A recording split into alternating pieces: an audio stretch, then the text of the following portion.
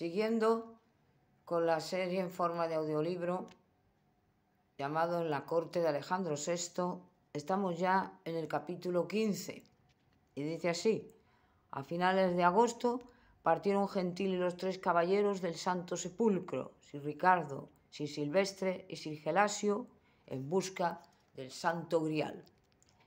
Fueron desde Roma atravesando los estados vaticanos a Génova y de allí a Saboya, al Franco Condado en línea recta.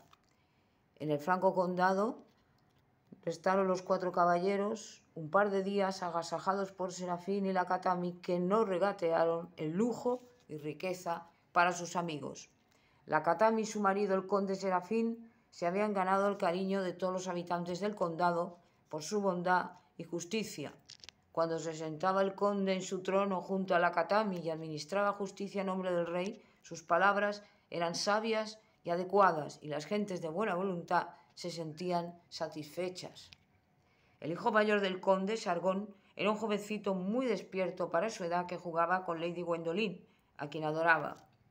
En realidad, no había en el condado quien no amase a Lady Gwendoline, puesto que era una muñeca deliciosa. La Katami, en otro tiempo diosa y hoy muy feliz como esposa y madre, aconsejaba siempre que podía al conde, y éste se maravillaba de lo acertado y prudente de sus juicios. Lady Rowena, totalmente volcada en su hija, la pequeña Gwendoline, y curada de la muerte de sus dos hijos, estaba encantada con la presencia de su marido en el condado. Los condes les habían destinado a ella y a su hija las mejores habitaciones del castillo que tenían para los invitados, y la Katami era muy amiga de Rowena, de quien admiraba su dulzura, belleza y resignación cristianas. Ahora que Gentil estaba allí, en la Borgoña, pasaba mucho tiempo los esposos juntos, en realidad siempre que podían, mientras la niña jugaba con el vizconde Sargón o su madre, la condesa Katami. Y es verdad que no había dos esposos que se quisieran más tiernamente. Sentados en el valle que discurría a lo largo del castillo, o bien sus aposentos mientras se contemplaban horas y horas sin hablar, formaba una bella pareja de enamorados. Gentil no se cansaba de mirar y admirar a su Rowena. Le parecía que no había otra mujer como ella en el mundo, y su extrema belleza le parecía sobrenatural. Precisamente Lady Rowena, al ser nuevamente madre, había madurado y perfeccionado aún más su exquisita hermosura. Su rostro, antes deliciosamente rondeado, se había ido alargando con el paso del tiempo, dándole un aspecto más espiritual. Sus ojos dorados se habían rasgado y su cuerpo transformado en una escultura. A Gentil le gustaba mucho verla vestida de rosa y de oro, con un traje que le favorecía mucho, porque decía que era su color natural, formando un compuesto. Llevaba Lady Rowena el vestido regalado por la condesa Katami, muchas veces para complacer a su marido, con el cabello suelto. Tan hermoso lo tenía que no quería cortárselo, llegándole a las caderas, y un velón rosa y blanco le enmarcaba el rostro como una novia. Milady podía serlo, pues tenía 21 años solo. Su vestido era oro en el cuerpo, dejando su cuello de cisne al descubierto, adornado con perlas, y en sus mangas y manto rosas. Lady Gwendoline se aficionó muy pronto a su padre, no queriendo saber nada de nadie. Estaba en esa edad que, aunque muy pequeña, era algo difícil por los afectos y falta de sentido común. Cuando se encaprichaba con algo, por ejemplo con un caballito, y no se lo daban, se enfadaba, tomando un berrinche que le hacía poner los morritos afeándole. Su madre le había querido quitar ese vicio, pero no lo había conseguido. Era una niña buena, pero consentida. Pero es aquí que en uno de esos arrebatos le dicen que no verá a su padre y cambia totalmente, volviendo a ser la niña adorable que todos aman.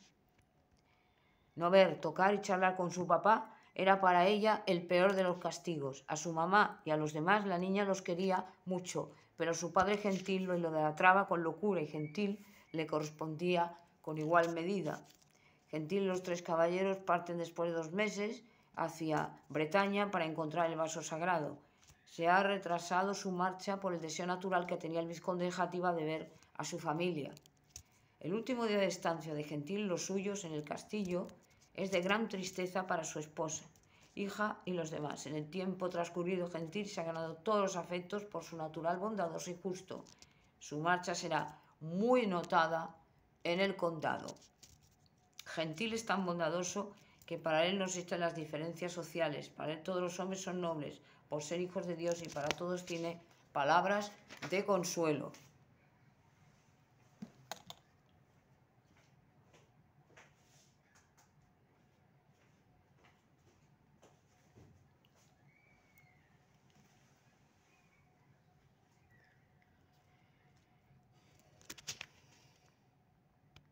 Ya en París, Gentil quiso enterarse de la suerte del rey Luis XII, su amigo en otro tiempo. Como caballero español, señor de Valtierra y vizconde de Játiva, no hubiera entrado jamás en el palacio del rey, pero se valió del conducto que el rey mismo le proporcionó cuando la guerra con Bretaña, el documento que portaba su sello. El rey no lo podía negar, pero si su ánimo había cambiado por el problema de la Inquisición y fuga del moro, Guisem y Lorena estaba pedido, pues podía dar el traste con su viaje a la Ibernia. Se arriesgó pese a todo y entró en el salón del trono.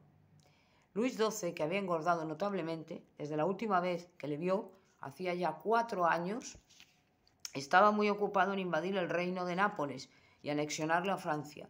Cuando vio a Gentil, le espetó: «Sois valiente, caballero Gentil, presentándoos ante el rey de Francia con una orden de arresto firmada por el primer ministro. Pero siempre he admirado a los hombres osados. Van por el mundo como una flecha». «¿Tenéis, majestad, una orden de arresto contra mi persona?» «La tengo». «¿Y desde cuándo y por qué?» «De hace 4 años y para haber ayudado a los enemigos de la Inquisición. Los presos Hissem al-Rashid y Milady de Rowena de York eran inocentes de sus cargos.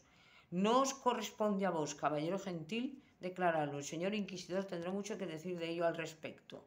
Con vuestro permiso, sire, todo el mundo sabe que Hissem el Moro fue denunciado por haber asesinado al duque de Orleans y de preparar una invasión cuando se sabe que el duque había fallecido antes, y en cuanto a la invasión, desde 1453, los árabes nos han dejado en paz. Puede ser, señor de Valtierra, pero ¿y Milady Rowena? Lady de Rowena fue denunciada por el actual duque de Orleans, Guillermo, por celos, al no poder conseguirla. Ella misma me lo dijo. Su proceso fue hecho además sin las mínimas garantías. El duque de Orleans, que estaba sin duda oyéndolo y que se encontraba casualmente allí, dijo: «Sire, este hombre ha pronunciado cargos muy graves contra mí y me siento ofendido, pero no sé si es lo suficientemente valiente para batirse conmigo». Su majestad el rey sonrió y dijo: «El caballero Gentil de Valtierra es el hombre más valiente que conozco y aceptará el desafío». Gentil se adelantó hacia el duque y le dijo: «Señor duque, pese a que no me habéis dado mi título, no por ello me sentiré ofendido, y os diré que acepto el desafío que me habéis lanzado por 2 razones. Una, como caballero, porque debo defender a una dama, y 2, porque da la casualidad en cuestión de que la dama Lady Rowena es mi esposa». Palideció un poco el duque al oír aquello y por el arrojo con que Gentil se lanzó hacia él. El rey actuó como árbitro. «Caballeros, los dos son de noble estirpe y sabrán respetar las reglas del juego». Hacía un tiempo que Gentil no manejaba la espada, sustituyéndola por la pluma cuando fue secretario del Papa y en la corte de Borgoña, pero en cuanto la tuvo en su mano se convirtió en un maestro espadachín, haciéndoselo pasar muy mal al duque, quien se creía vérselas con un principiante. A pesar del tiempo pasado, el instante Gentil recordó el duelo con Maes Binot y las lecciones magistrales del maestro. Si había ganado al mejor espadachín de Francia, bien podía vérselas con el duque de Orleans. Gentil arrinconó en una galería a su adversario y le tocó el hombro. «Touché, señor duque». El duque se revolvió furioso, pero por más que lo intentó, no consiguió tocar ni una sola vez a Gentil. Desarmado el duque, Gentil le tiró la espada, dándole una verdadera oportunidad, pero el duque no pudo aprovecharla a pesar de sus intentos. Entonces Gentil le puso la espada en el cuello, dando por finalizado el combate. Tiró la espada respetándole la vida, pero le exigió que se rindiera y confesara la inocencia de su dama, a lo que aquel no tuvo más remedio que acceder. Pero el rey le dijo que tuviera cuidado, pues el duque era un hombre vengativo que no perdonaba las derrotas. El rey después le invitó a quedarse unos días en la corte, prometiendo que el asunto quedaba olvidado, pero Gentil le dijo que su misión no podía esperar más. De París cogieron la embarcación y con la niebla partieron hacia Ibernia en noviembre. Al pisar el suelo de Bretaña, besaron la tierra como hicieron los descubridores del Nuevo Mundo, pues en esa tierra había empezado la aventura del Grial. Mientras los remeros remaban y atravesaban el puerto de Calais con mucho frío por las nieves, Cirgilasio le contó a Gentil el origen de la Orden de los Caballeros del Santo Sepulcro. La Orden del Santo Sepulcro fue una orden militar española considerada como la más antigua de las de su especie. La cruz patriarcal o de doble traviesa era sobre el pecho su insignia de cruzada. Aunque el motivo de las cruzadas fue rescatar del poder de los turcos selyúcidas los santos lugares, es decir, tuvieron un carácter religioso militar, hay que reconocer que no siempre fue así. Muchas veces y especialmente a partir de la Tercera Cruzada, otras razones indujeron a reyes, emperadores y papas a formar expediciones contra los turcos, dueños de Jerusalén, Belén y Nazaret. Intereses políticos y económicos desvirtuaron, sin embargo, el verdadero sentido de las cruzadas, de las que muchos se aprovecharon para conseguir sus ambiciosos propósitos de poder. Aunque el número de cruzadas reconocidas históricamente es de 8, hay sin embargo que considerar otro número de ellas que se formaron y que alcanzaron mayor o menor éxito. Algunas curiosas, como la Cruzada de los Niños, que capitaneadas por unos muchachos de 13 y 10 años acabó en el más rotundo de los fracasos, costando la vida a millares de niños y jóvenes.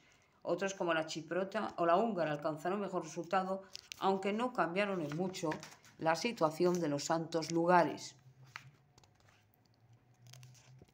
Las órdenes militares, milicias voluntarias de caballeros monjes, organizadas de un modo análogo a los monásticas, votos de obediencia, castidad, hábito y vida en común, etc., anteponían las condiciones religiosas a las puramente guerreras. La más antigua es la del templo, creada en 1118 en defensa de los peregrinos que iban a Tierra Santa.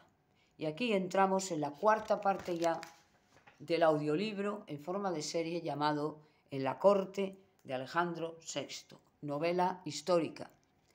Cuando San Fernando, el rey santo de Castilla, reconquista Sevilla en 1248, determina crear una orden militar para librar los santos lugares del dominio de los turcos.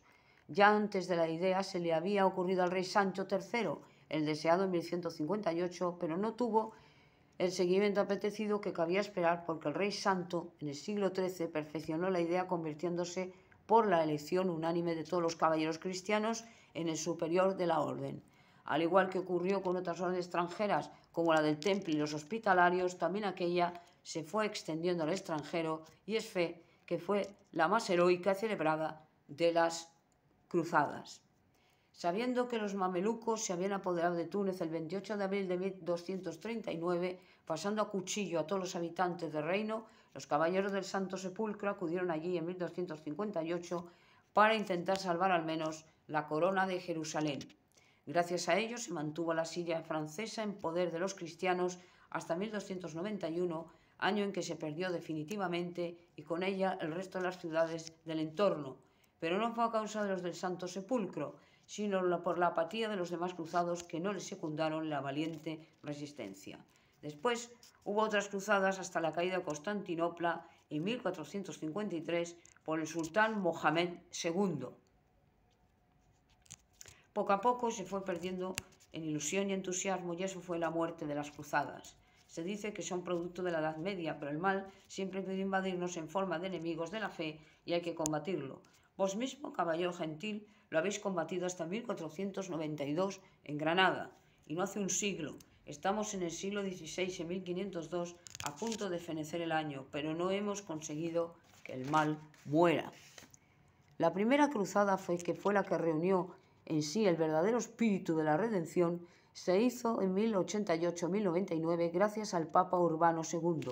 El Papa Urbano II, que era un hombre lleno de fe ardiente, en 1095 expresa su deseo en el Concilio de Clermont y consigue que el pueblo reaccione con entusiasmo con el grito de Dios lo quiere.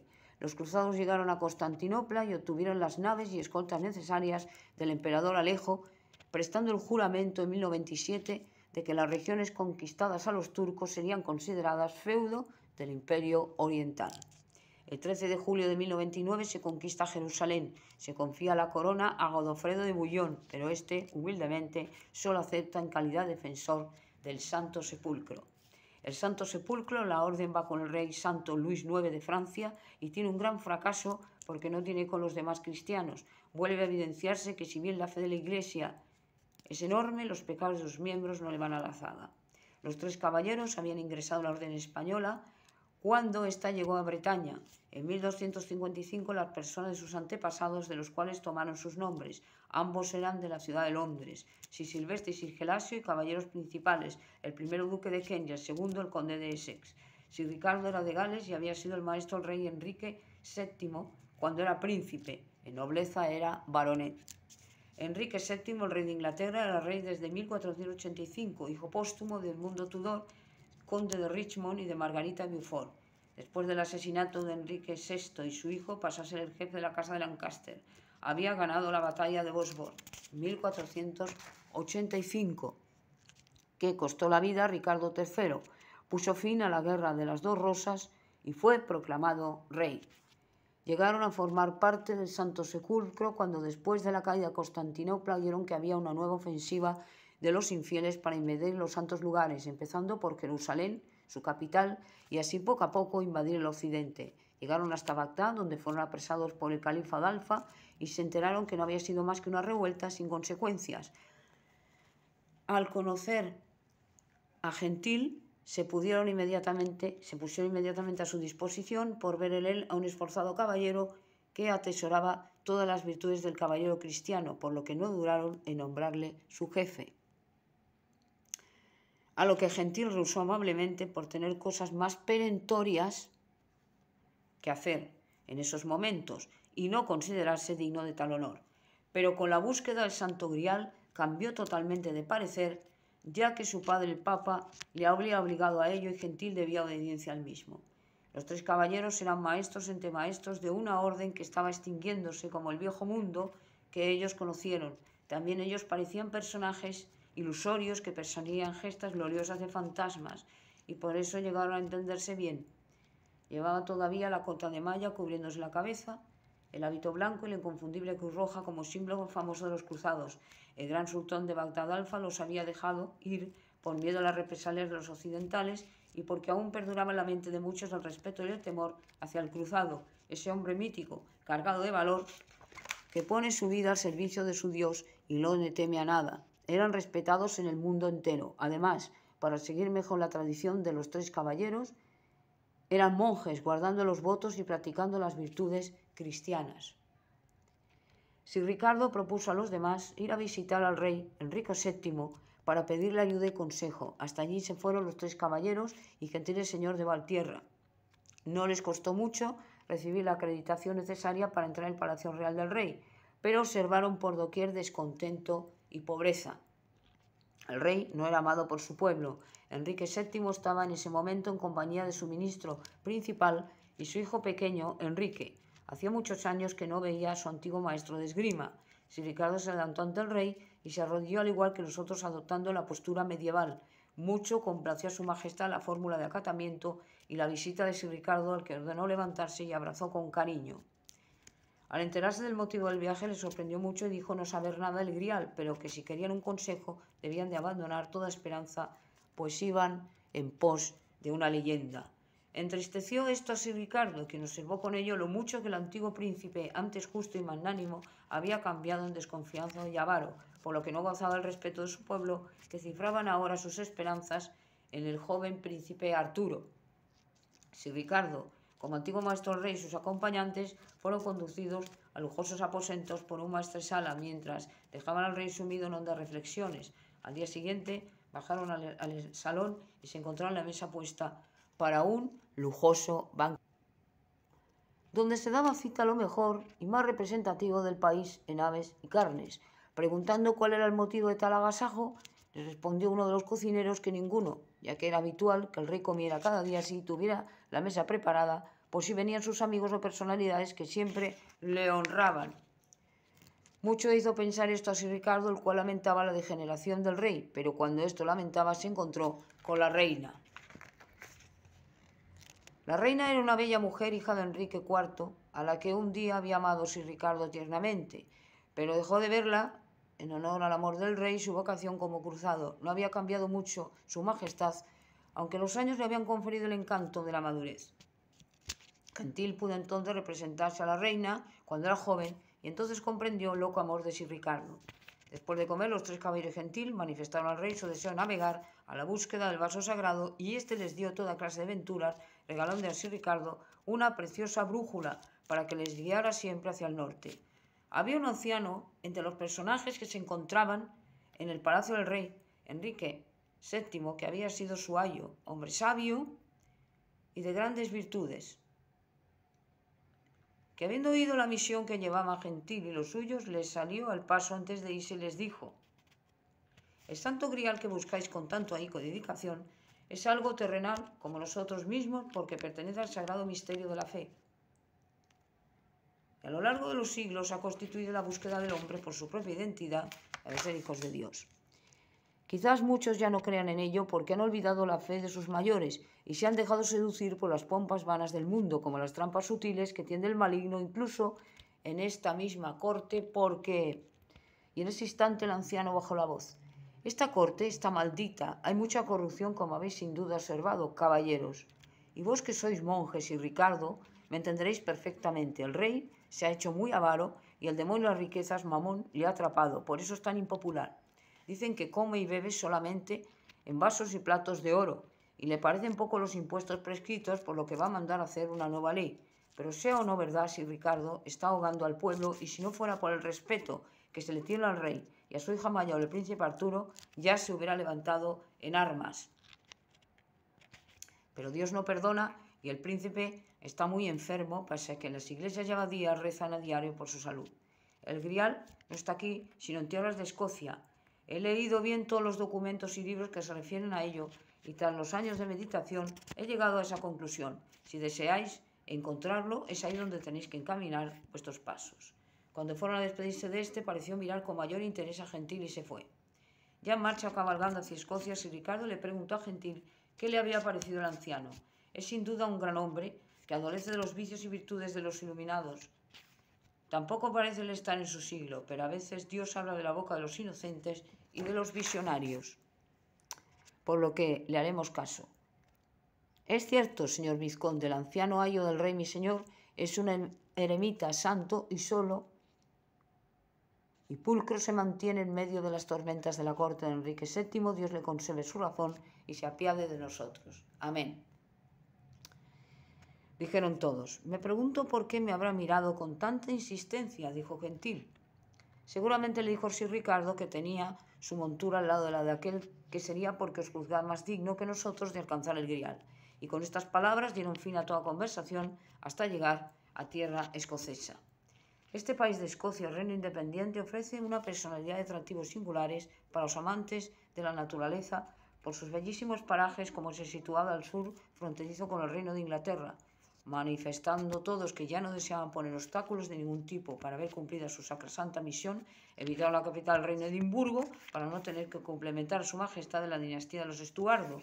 Así que fueron siempre hacia el norte, tal y como les señalaba la brújula de Sir Ricardo, y en una de las posadas cerca del puerto se encontraron con el duque de York, excuñado de Gentil y hermano de Lady Rowena, que se había autoexilado de Inglaterra desde el advenimiento al trono de Enrique VII.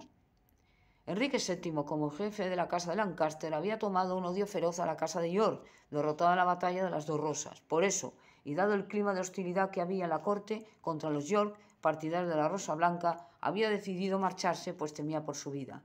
Preguntó a Gentil por Lady Rowena y al saber que era feliz y tenía una sobrina, Lady Gwendoline, no pudo por menos de alegrarse sinceramente. Sus padres y hermanos habían muerto hacía tiempo y él solo había tenido que luchar para defender el buen nombre de su familia. Así pues, el hecho de que al menos su dulce hermana pequeña fuera dichosa con los suyos arrojaba un poco de miel a la mucha hiel que había ingerido. Al oírle que no tenía muchas ambiciones mundanas, Gentil, el señor de Valtierra, le propuso unirse a ellos con la venia de los demás caballeros, a lo que el duque aceptó. Gentil pidió entonces, mientras reposaban del viaje en la posada del puerto, que le contara la guerra de las Dos Rosas. El duque de York aceptó complacido. Durante el reinado de Enrique VI, rey de Inglaterra, estalló la guerra civil entre los partidarios de la casa de York y la de Lancaster, la Rosa Blanca y la Roja. fue una cruel guerra civil que devastó Inglaterra durante el siglo XV, en 1455, y que tuvo como resultado el triunfo de la Rosa Roja de Lancaster. Enrique VI de Lancaster tomó en matrimonio a Isabel de York, uniéndose las dos casas en una, pero el rey no tuvo un final feliz, pues tras ser secuestrado y liberado, fue asesinado en 1477 en la Torre de Londres e idéntico fin tuvo su hijo. Enrique VII, el actual rey, es el hijo póstumo del asesinado Edmund, conde de Richmond, que falleció en la Guerra de las Dos Rosas en una emboscada que le prepararon los ladrones y no los York, por lo que nos ha jurado un odio a muerte. Confío en que su hijo Arturo sea mucho más justo, pero dicen que la salud del joven príncipe casado con la infanta Catalina, hija de los reyes católicos de España, no es buena, y hay quien dice que el pequeño Enrique le sucederá. Dejemos que sea el tiempo el que tenga la última palabra. El duque de York les dijo que él supiera el Santo Grial ya no se encontraba en Escocia ni en Inglaterra, pues al describir el castillo donde lo encontró Sir Galahad, Sir Percival y Sir Bond, hablaban de una nave y de cambio de parajes conocidos, por lo que debían recorrer el mundo hasta Jerusalén, cuna del Santo Sepulcro. A todos les pareció muy aceptada la idea, por la que tomaron una embarcación en las costas de Escocia hacia Jerusalén. La embarcación los condujo, tras un pago previo a monedas de plata, hacia el norte de Europa, donde el invierno era el rey y había traído los grandes bloques de hielo. El capitán les informó que era una temeridad arriesgarse a navegar con aquel tiempo por el peligro al hundimiento, pero al ver en los rostros de los 5 caballeros la decisión inquebrantable a seguir, optó por el silencio. Durante la travesía, que duró mucho tiempo, hasta casi la primera del año 1503, muchos perecieron sepultados por grandes bloques de hielo. Era un paisaje de pesadilla lo que veían aquellos hombres del siglo XVI. Trozos de hielo flotando en el agua a la deriva, y tan blancos que a la luz clarísima del amanecer cegaba, y nunca variaba el paisaje como el desierto, pero al revés, hasta que llegaron a Rusia, la tierra de los zares. Gentil permanecía mucho tiempo en la proa del barco, solitario y mudo, absorto en sus pensamientos, observando a la lejanía inmóvil, mientras la vida seguía en el barco y la tripulación, hacia sus labores propias de mantenimiento y conservación, y nadie osaba molestarlo por un temor reverente que les causaba la vista del caballero, como una estatua de la que en medio de la frente se desprendía una de luz potentísimo. Los monjes, con el duque y Gentil, oraron muchas veces por el feliz término del viaje, ayudando a los marineros, que veían con asombro cómo aquellos 5 nobles señores se relajaban a charlar con ellos y realizar sus tareas sin protestar jamás, y vieron sin duda que Dios les había oído, pues aunque otras embarcaciones perecieron, ni una sola tormenta o maremoto tocó siquiera el barco de los cruzados.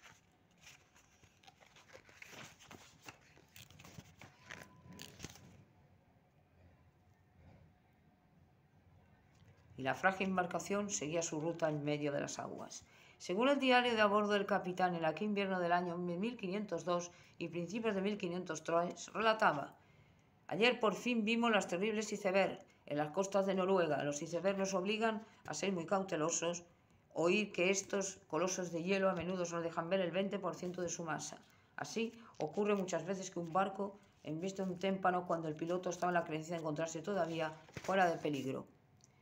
Los icebergs se originan en la región ártica al desprenderse moles de hielo de los glaciares que avanzan en una especie de botadura. Nuestro contramaestre, que es todo un maestro en esto de evitarlos, me ha dado toda la información sobre ellos. Dice que los icebergs se componen de agua dulce helada. Como es lógico, en la densa agua del mar asoma sobre la superficie como 1/5 de su masa total. No tan peligrosos, pero todo un fastidio para los barcos, es el hielo a la deriva. El agua del mar, debido a la sal, presenta un poco de congelación más bajo, pero en el Ártico y el Antártico la alcanza sobradamente en la superficie. Empieza formándose como espuma de hielo en la superficie, que va dando lugar a tortas o platos redondeados errantes a merced del viento o la corriente. Pueden llegar, cuando se juntan, a apresar un barco, con lo que éste tendrá que esperar hasta la primavera para el deshielo o una estación más favorable. Los 5 caballeros extranjeros siguen su búsqueda del Grial. En todo el tiempo que han permanecido con nosotros han dado muestras de sus virtudes, sobre todo su jefe, el caballero Gentil, de quien la tripulación ha empezado a decir que es el enviado de Dios. Si es eso cierto, no me preocupa, que Dios les dé ventura en su viaje. En Rusia se encontraron con la dificultad del idioma porque nadie hablaba el ruso, pero Gentil lo solucionó al hablar en sánscrito y árabe, y al parecer entendieron algunas de sus palabras. De Finlandia llegan a Novgorod y de allí cogen un carruaje que los venden unos mujiks por unos rublos hasta el corazón de la Rusia Blanca. Su capital es Moscú, la residencia de Su Alteza Imperial Iván III. Rusia había estado bajo el dominio mongol hasta la retirada definitiva de los tártaros en 1480. Al caer Constantinopla en manos de los turcos en 1453, Rusia se erigió la capital de la cristiandad e Iván III, que había contraído matrimonio con la hija del último rey, se consideró heredero de los tronos de Bizancio, adoptando el título de zar. Durante su reinado quedaron anexionados a Moscú los principados rusos de Yaroslav, 1463, Per, 1472, Rostov, 1474, Novgorod, 1478, Ter, 1485 y Vialka, 1489, obteniendo con ello un gran poder e influencia sobre los estados vecinos. Dictó además las primeras estructuras políticas de la Rusia unida, creando los departamentos y asambleas, procediendo a la codificación del libro de justicia. El viaje a través de la estepa rusa es incómodo y fatigoso. Acostumbrados a las distancias de los países civilizados de Occidente, Rusia les parece enorme. Si en el verano el camino se hace en malas condiciones, en primavera, que es que decir, aquí invierno es horrible. Solo transitan los correos y los bosques están llenos de lobos que acechan los trineos. Luego está el frío, ese gran desconocido que aún los tres caballeros y el duque, como hijos de tierras templadas, no pueden soportar, menos a un gentil que se repliega las mantas de viaje. El pesado carruaje de 4 caballos salta sobre baches pedregosos y se hunde en barro muy profundo. Desde las primeras horas de la mañana hasta que cierra la noche, un viento helado sopla sobre los cruzados, obligándose a ponerse máscaras de lana. El orden gentil, los suyos, se encuentran paradas que en teoría deberían dar todas las facilidades posibles, pero en Rusia todo es un atraso. Solo el 20% de la población goza de comodidades, el 89% se muere de hambre. Rusia, en los albores del siglo XVI, se encuentra sumida aún en la Edad Media. A lo largo de un camino tan solitario, no hay buenas hosterías. En las ciudades y pueblos más cercanos es todavía tolerable, por lo menos se encuentran habitaciones limpias y calientes, pollo, chocolate caliente. Pero en los pueblos pequeños no hay más que una hostería y solo hay una estofa común y todo se acaba por si cuando llegara a Moscú. En el palacio del zar de toda la Rusia reina una aparente calma, pues con la llegada de la primavera la gente vuelve a estar contenta y la vida que había permanecido inmóvil como hibernando durante el invierno vuelve a surgir. Es la estación de las flores y del amor, y en el gran salón del trono donde se sienta su majestad imperial el zar Iván se aproxima a los 5 caballeros para rendirle pleitesía. El zar es un hombre anciano, respetado por su pueblo por haber derrotado a los turcos y ser un gran guerrero en el pasado. Le cuentan el motivo de su viaje y el zar les escucha con ayuda del intérprete con atención.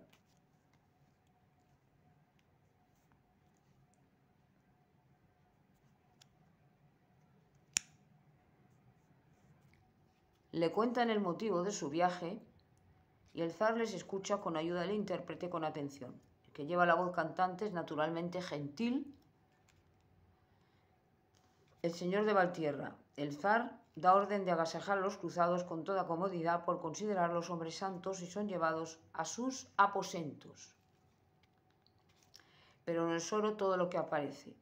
Los que han visto ese día al zar es solo el rescoldo de la apariencia del pasado feliz. Al trono conspiran caudillos y con la ayuda de la Iglesia y de la magia negra pretende despojar al zar de su corona o repartirse los despojos a su muerte. Y este plan siniestro incluye también a su hija, la gran duquesa Tatiana, una bellísima joven de rojos cabellos. Alrededor de esta princesa se tejía una temible tela de araña que cada día se hacía más grande.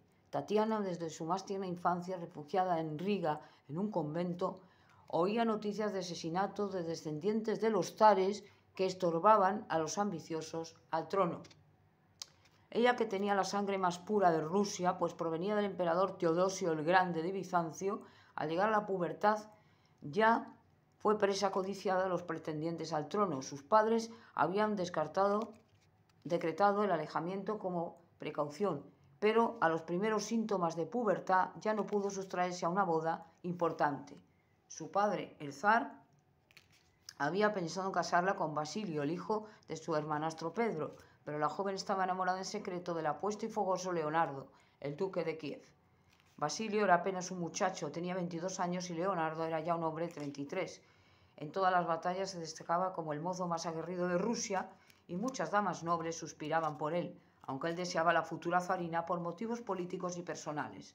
Políticamente porque a través de Tatiana gobernaría Rusia como zar consorte, y como hombre porque Tatiana era la mujer más bella de Rusia y él deseaba someterla. También había un tercer hombre que deseaba a Tatiana. Este era el príncipe Vlad de la noble tierra de Valaquia, feudo de Rusia. No tardarían en enterarse de estos pormenores los 5 caballeros, como su natural era generosa, decidieron ayudar a la gran duquesa. He aquí cómo. Cada año se hacía una gran fiesta en el palacio de invierno del zar para conmemorar la redota de los tártaros y la independencia de la madre Rusia. Ese día se tiraba la casa por la ventana y todos se echaban a la calle para cantar y bailar. Como en el año de 1503 la gran duquesa cumplía 17 años, su padre el zar consideró que era ya la hora para que contrajera nupcias y por ello ofreció una fiesta sin igual y la mano de su hija para el caballero que le entregara el collar más valioso que se hubiese visto jamás. Los caballeros de todo el reino buscaron durante un mes entero por todos los lugares para encontrar el collar más fabuloso visto por ojos humanos. Gentil el señor de Valtierra y los suyos se mantuvieron expectantes a la espera de lo que pudiera llegar a suceder. La gran duquesa Tatiana esperaba el resultado de la búsqueda con interés, pues como era tan joven todo le parecía un juego. Su madrina, a quien se confiaba mucho por tener la severidad de su madre, le dijo que entre los 3 nobles señores eligiera aquel que le entregara un regalo digno de su corazón. La hermosa niña entendió solo que debía de ser el más bello y rico de todos. En marzo se reunieron otra vez. Al cabo de un mes, los 3 caballeros más distinguidos del reino, el conde Basilio, su primo, le mostró al rey y a la corte el collar que había traído de perlas rosadas y blancas del Japón de gran tamaño y calidad, no vistas hasta ese momento por persona alguna. Al zar le agradó el presente de su sobrino el conde, pero su hija lo desdeñó por encontrarlo demasiado sencillo.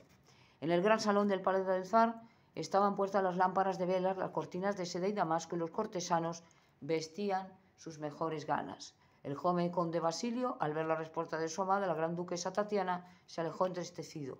Muchos le miraron con simpatía y tiraron a la princesita de orgullosa. El gran chambelán, vestido con mucha pompa y tocando con su bastón, dio otros golpes en el suelo y anunció: Su Excelencia, el duque de Kiev, Leonardo. El duque avanzó con firmeza y orgulloso, se inclinó ante el zar y presentó a la gran duquesa su collar que había ido a buscar al Irán. El collar era una maravilla de gracia y belleza difícilmente superable. Tenía engarzadas en forma de serpiente y a 2 vueltas rubíes y esmeraldas dignas del rey de reyes. La gran duquesa se mostró encantada y también el rey, que ya iba a dar su aprobación, cuando una figura avanzó y dijo: Yo también debo tener mi oportunidad.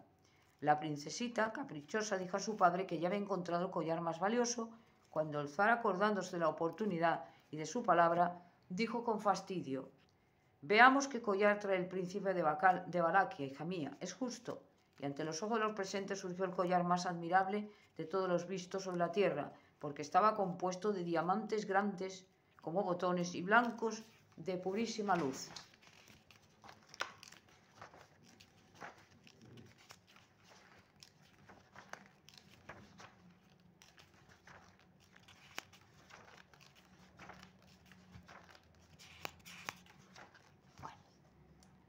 El zar quedó boquiabierto, y su hija también, pero como el zar no quería dar a su hija al valaco, porque era un hombre cruel que se podía alzar contra Rusia, puso otra prueba que el príncipe no aceptó, creyéndolo injusto, y agarrando a la princesa se la llevó en medio del estupor de la corte a su país.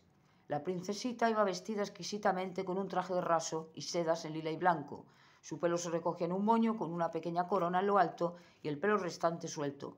Se había puesto el fabuloso collar de propiedades mágicas, pues hacían prisionera que lo llevara del valaco y por eso no opuso resistencia. Un gran cuello en encaje se levantaba del escote hasta detrás del cuello.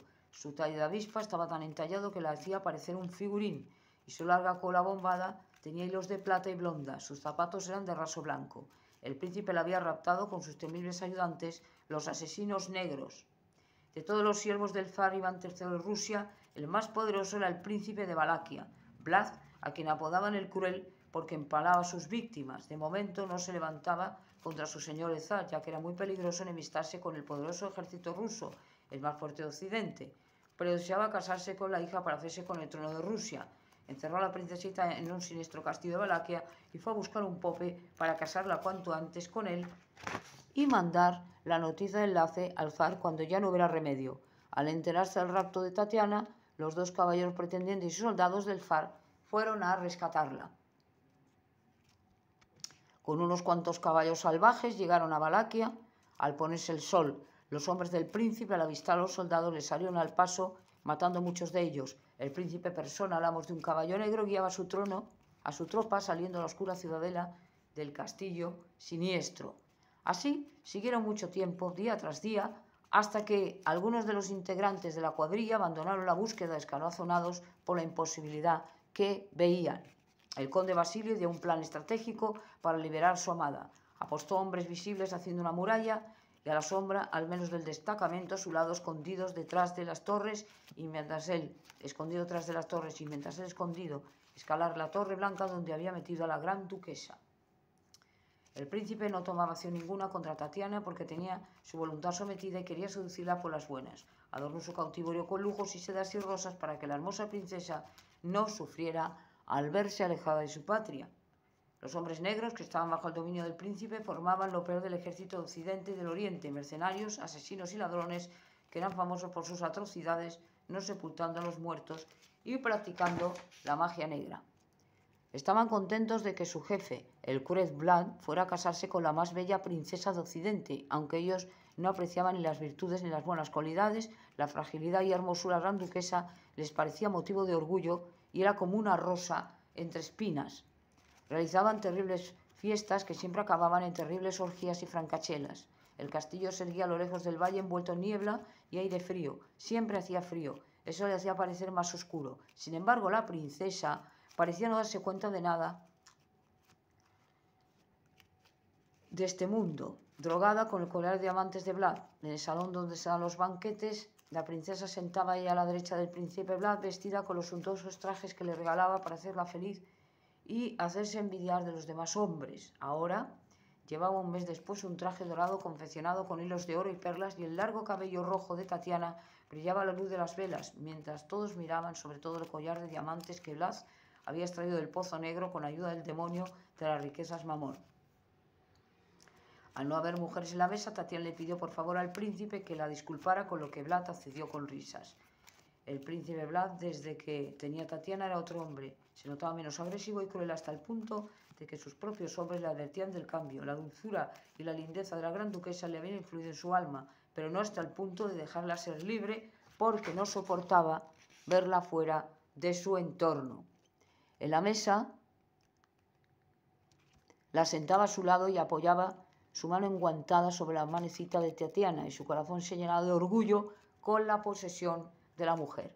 Pero estaba escrito que la princesa no sería para él, y por eso el día de su boda con Tatiana amaneció muy soleado, síntoma del mal presagio para el reino de las sombras, como le llamaban, y ya le fue arrebatada por el conde Basilio, sobrino de zar, y muerto por fin el Cruel Vlad, deshecho el collar de diamantes que ataba la voluntad de la gran duquesa. Sin embargo, y cuando el caballero y la princesa partían al galope, felices hacia Rusia, les salió al encuentro el malvado duque de Kiev, Leonardo, quien atacó al conde, dejándolo mal herido en el bosque de Riga y llevándose la princesa a Rusia. Al llegar a Rusia, el zar recibió al duque de Kiev, Leonardo, como el libertador de su hija Tatiana, porque Leonardo, antes de llegar a Rusia, le dijo a la joven: «Jura que fui yo quien te salvé de las garras del príncipe Vlad el Cruel. Si no lo dices a tu padre el zar, te echaré al río y te mataré». La princesa juró porque temía por su vida y se dio cuenta que si mal oraba peor al duque de Kiev, Leonardo, pues se aprovechaba de su desgracia engañando al zar y a la corte, pero no tenía otro remedio. En el bosque de Riga, el conde ya se veía devorado por los lobos o asesinado por los ladrones, cuando vio a 5 caballeros que venían desde la espesura. Uno de ellos era el caballero gentil, el señor de Valtierra, al que había conocido en la corte. Señor conde Basilio, venimos a libertaros para llevaros a la corte de Rusia y que os caséis con la gran duquesa Tatiana. Gracias, señor caballero. Aún no sé por qué hacéis esto. Porque la gran duquesa necesita un hombre como vos para marido y Rusia os necesita. Sois un hombre noble, gentil de la tierra. El zar os lo agradecerá y yo y la princesa. Vayamos a Rusia, señor conde, no podemos perder más tiempo.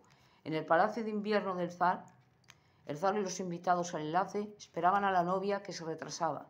La capilla estaba iluminada y el pope estaba preparado con sus insignias para iniciar la ceremonia cuando llegó la princesa con un traje rojo y blanco, ribeteado de azul y una gran capa de armiño en el cuello. Llevaba el collar de rubíes y esmeraldas de su prometido Leonardo, duque de Kiev. Pero antes de llegar el siquiero de los contrayentes, cuando el pope pregunta si hay alguien que tiene motivos para que no se siguiera adelante, una voz dijo: «Esta boda no puede celebrarse porque el consentimiento de la gran duquesa no es libre». El zar dijo algo admirado: «¿Qué significa esto, conde Basilio? Caballero gentil, caballeros cruzados, señor. Su hija desea casarse con el conde Basilio y él con ella». «¿Es cierto? ¿Es su hija?» «Sí, padre. Pero entonces, ¿quién fue el libertador?» «Yo he luchado contra el príncipe Vlad y sus demonios». «Sí, claro, pero el caballero gentil es quien trajo el conde, hija. Así que debe ser él el que se case contigo». «Yo ya estoy casado, majestad imperial, y solo contribuí a hacer justicia, liberando al conde Basilio. El verdadero libertador es él». «Gracias, señor de Valtierra», dijo el conde Basilio. «Entonces la mano de mi hija será para mi sobrino y todo quedará en la familia». «Pero entonces el duque de Kiev, ¿qué pinta en todo esto? No entiendo nada». «Padre, este mal hombre me obligó a jurar lo que es falso, abandonando al conde en el bosque para que pereciera, y me amenazó con echarme al río si no lo hacía. Ajusticiad a este hombre de inmediato, no quiero volver a verlo». Y el zar abrazó al libertador verdadero de su hija, el conde Basilio, y siguió la ceremonia, esta vez con el pleno consentimiento de los contrayentes, y las campanas de todas las iglesias de Moscú replicaron alegremente, porque Rusia tenía un nuevo gran duque, el duque Basilio, y la cabeza del cruel Blanc se perdió misteriosamente y su cuerpo quedó insepulto y podrido. El país de Valaquia volvió a recobrar la normalidad y las sombras y oscuridad lo abandonaron para siempre, dando paso a la luz. El collar de diamantes obtenido tan diabólicamente fue convertido en lo que era primigeniamente un montón de carbón, solo que el demonio había engañado al príncipe, cegándole y llevándose su alma pecadora al infierno. Desde una espléndida carroza partió el gran duque de Rusia, Basilio y su esposa, la gran duquesa Tatiana, con 6 lacayos y 12 caballos blancos, hasta un lugar de incógnito para pasar su noche de bodas.